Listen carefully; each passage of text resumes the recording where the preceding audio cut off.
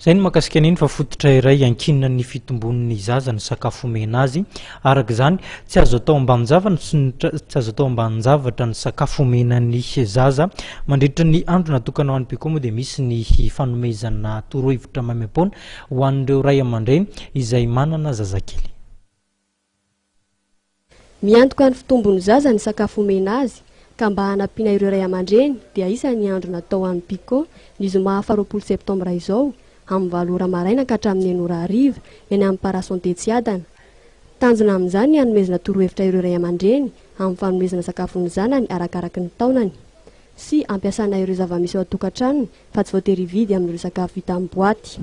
Si journée Picot zany organiser laboratoire Picot anasana ny maman sy ny papa rehetrarehetra fa isy conseil nutrition azo omena ao dia misy fampafantarana fanampin-tsakafo azontsika omena zanatsika. Sakafon-jazakely raha hoe sakafon-jazakely latsaky ny 3 taona moa ny resantsika dia tsy maintsy resaka zany tsika resaka ronono dia céréales mazava ho azy fa tsy mahasolo ny ronono ireny ny ronono izay resantsika eto satria ny tsara indrindra dia mampinono foana aloha le rendy fa ny tena resantsika zany amin'ny journée io dia ny resaka ny diversification alimentaire.